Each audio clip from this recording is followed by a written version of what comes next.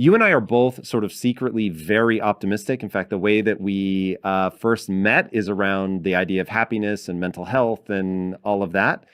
So I hope people don't see either of us as sort of doomsday sayers. I just feel like we're going through a transitional period right now that is unprecedented in human history. And I say that with full understanding that every generation says, like, no, no, no, this time it's really different.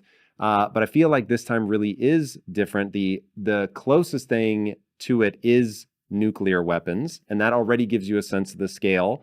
But part of the reason I'm more worried about AI than I was even as a kid with really living under the cloud of nuclear proliferation, the Cold War, all of that, is because the infrastructure required for a nuclear program is massive.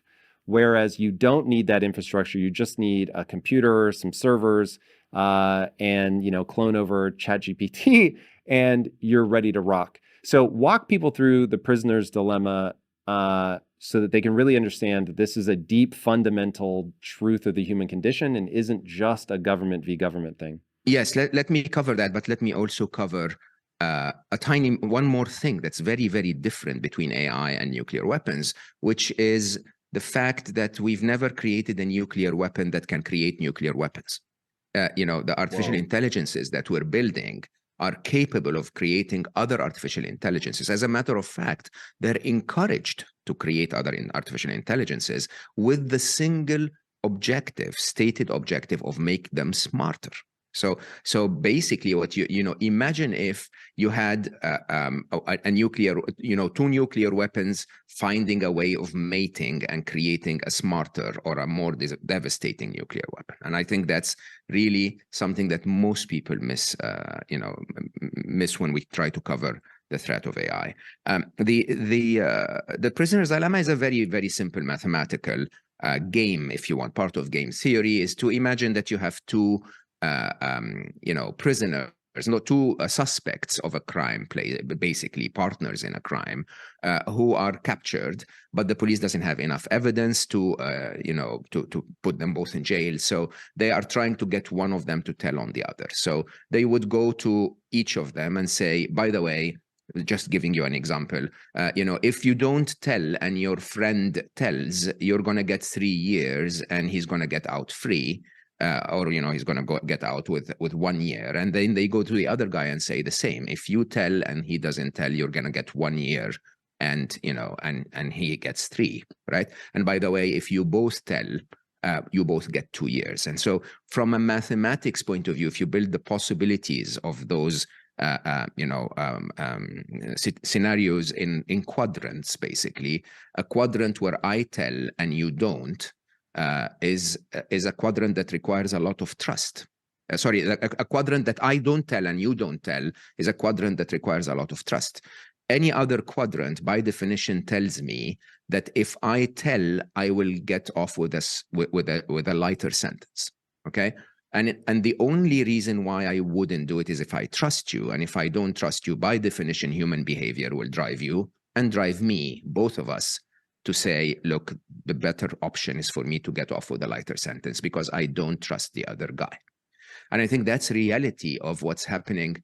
I mean, in business in general, in power struggles in general, in wars in general, I think it's all a situation that's triggered by not trusting the other guy. Because if we could trust the other guy, we would probably focus on many more much softer objectives that can grow the pie rather than, get each of us to compete.